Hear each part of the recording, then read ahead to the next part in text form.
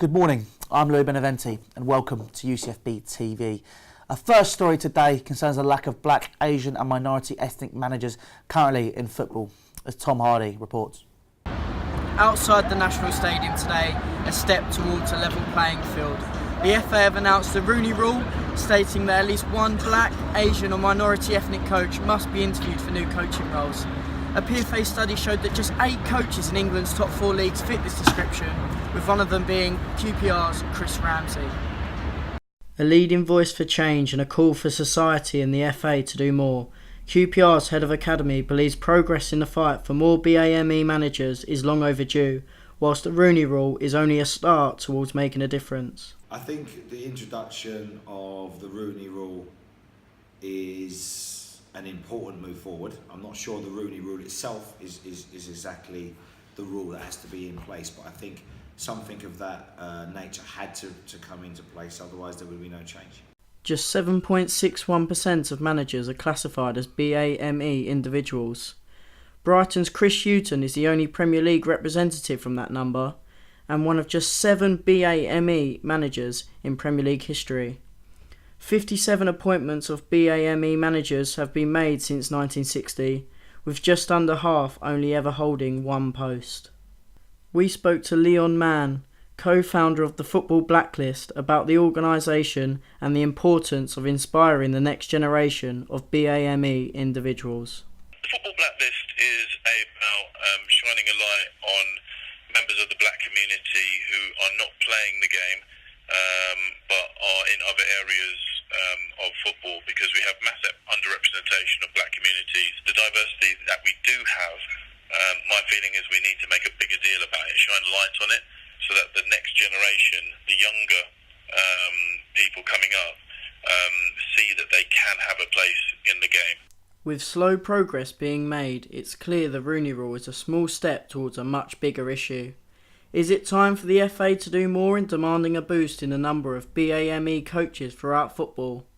And how long will it take before someone of a black, Asian or minority ethnic background takes over in the Three Lions hot seat?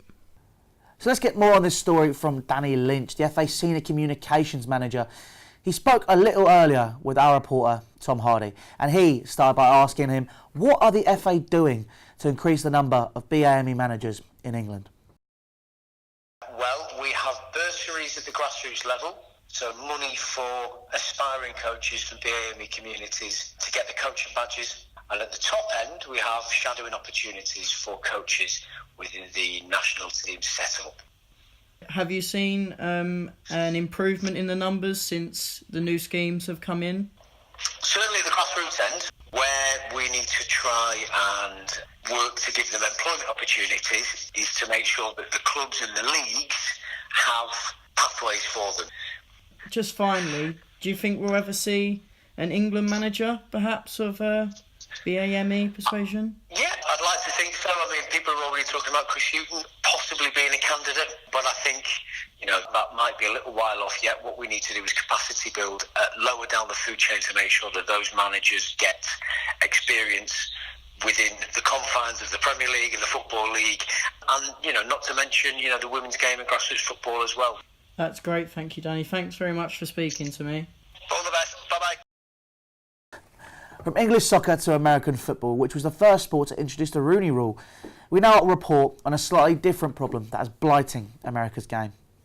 Wembley, home to American football. 160,000 people through the turnstiles to watch the action unfold. But do these fans realise the dangers? American football and the NFL needs to take note of the forever growing dangers that lie within players, taking powerful hits time after time. But one question needs to be asked: what cost does that come at?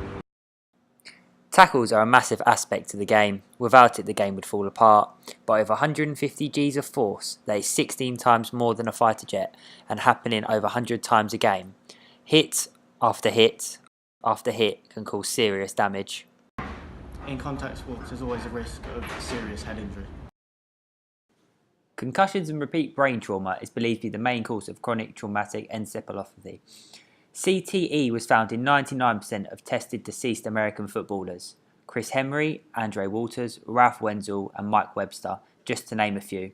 All showed signs of CTE before passing away. All these players endured over a 10-year career, all playing in a different position, however, had two things in common: playing football and suffering from issues related to brain damage. Wally Hilgenberg, linebacker for Detroit Lions, retired after 15 years and in his late age suffered from dementia, sadly passed away aged 66 from brain disease. After agreeing before death to undergo a brain dissection, doctors found signs of Hilgenberg having advanced CTE. CTE is a form of brain disease that can only be diagnosed after death. Symptoms can be emotional instability, aggression, speech and language difficulties, depression, and many more. So CTE is a form of brain damage which is caused by frequent trauma and collisions to the head, which are quite common in heavily contact sports, for example American football and rugby. It's not just American footballers that are affected. Rugby players, footballers and boxers all succumb to the potential injury of brain traumas. Joined by our reporter Terry Newton to tell us a little bit more about this. Terry, this sounds like a massive issue. We are here at the home of Wembley Stallions, an American football club based in London, to find out about the effects of concussions on players. Joining us is the head coach of the Stallions, Warren Smart. Thank you for joining us. Now, just get an idea for our viewers, what is concussions? What are concussions? Loosely, it can be described as any damage, any injury to the brain. So the brain sits as an organ inside the cranium. That's just a sac of fluid. So any deceleration, acceleration that causes the brain to bash in the side of it can cause damage, and even the most minor contact can cause damage. So we define it as any injury to the brain. And during the sport, I mean, what sort of situations does concussion potentially occur in? Almost every instant in American football, it's called a collision sport. So there are opportunities for players just to fall over and hit the head on the floor. There's player-to-player contact. And even if you're down in the end zone, you can hit the post, which obviously we have padding for, but we have to be aware of all scenarios. And touching on padding, so the protective equipment that players use, I mean, they obviously have the helmets, but how effective would you say the equipment is to potentially prevent concussions from happening? Statistically, it's not. The helmet isn't there for protecting against concussion. If you decelerate the brain and the brain hits the skull, then there's no piece of equipment that will stop that happening. So most of what we do for concussion is technique, training, learning to keep the head out of football. The helmet itself is as much to protect from skin injuries, so cuts and bruises and stuff. And although with advances in technology you can get much better help in decelerating the concussion itself by the impact itself, by having cushioning and by having face cages and shells that move and change shape.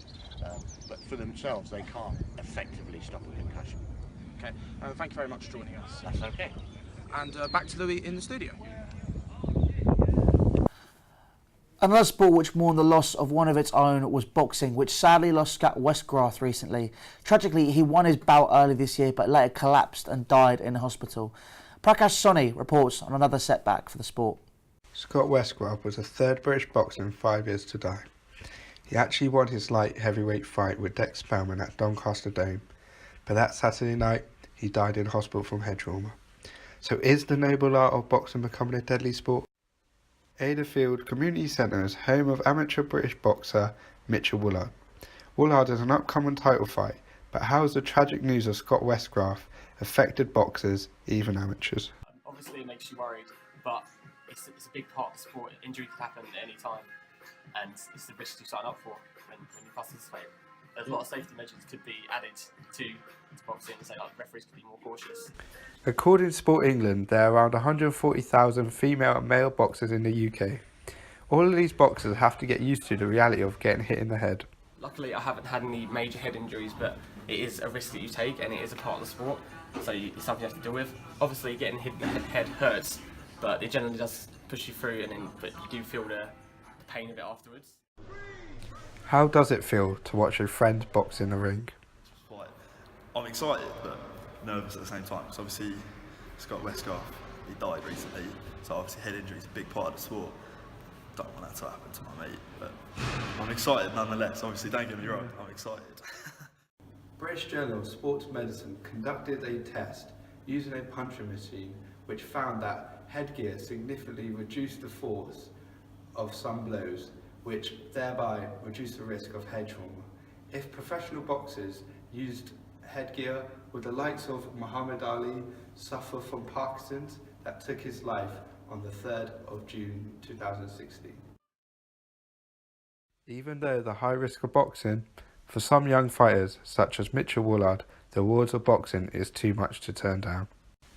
But the comments from Scott Westgraf earlier this year would be ringing in the ears of every boxer in the UK today. I just enjoy it. I do it for the fun, not because I think I'm going to be a world-class fighter. I just do it purely for entertainment, you know. And I'm glad we can put on a show and keep everybody entertained. Terry Newton is still with us in the studio now. Despite bad publicity for the sport, Terry, the hype seems to be big for the Haye versus Bellew 2 fight. Well, it certainly is. It might not have the world's attention, such as Joshua versus Parker, but this is certainly a Battle for Britain rematch that certainly the whole country is very much looking forward to. The Bellew goes into this fight after winning their previous bout in March last year. Haye obviously was coming back from injury at the time, and this was only his 3rd or 4th match back. This was a huge bout, but ultimately Bellew won with a 6th after securing a knockdown in the 6th round before going on to win a stoppage in the 11th. But Haye was questioned to retire after this loss, but was defiant in his belief that he could beat Bellew in a rematch if it wasn't for an Achilles injury he picked up during the bout.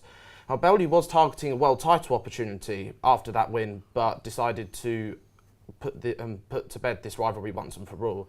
Bookmakers have got Haye as the slight favourite, but this could work well for Bellew. He was the underdog going into the last match, and he proved ultimately victorious.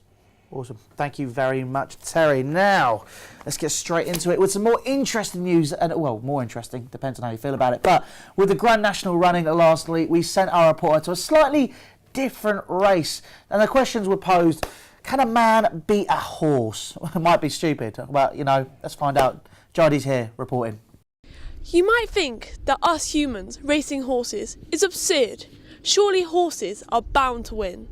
Well, actually there is one thing we are good at, which is marathon running. I'm here at Llynedwr Wells in Wales, where on the 9th of June, the battle between man versus horse commences. Every year, this 22-mile race pits horses against humans. The event started in 1980 when local pub owner Gordon Green suggested that over a significant distance of cross-country, man was equal to any horse. Green decided that the challenge should be tested in full public view and organised the first event. Since then, the event has more than doubled, and with the population of 600 residents, Llynedwr Wells is the smallest town in Britain. So far, man has beaten horse 4 times, but who will cross the line first this year? The horse will be faster, it has more speed, more stamina. The horse would win because it's properly built for it. It's a horse because when you're measuring the speed of a car, it's not human power, it's horsepower.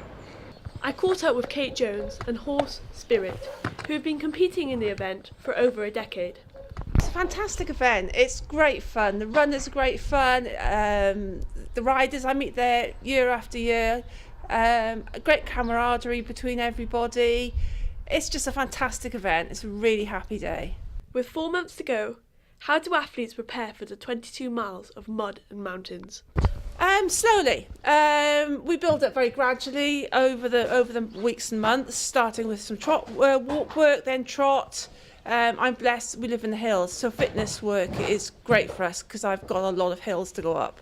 I take a lot of iced water to cool him because obviously he's quite a big horse. A lot of horses are Arabs and he's a cold cross thoroughbred, so he's quite a bit bigger and he gets very, very hot. So I've got plenty of iced water just to slosh him, keep him cool, plenty for him to drink. He just loves it and he gets into the swing of things and he sees runners in front and he just wants to overtake them. So he's quite competitive too. It is a fantastic challenge, and I must admit it's one that I've always wanted to try, where a man pits his wits against his four-legged friend.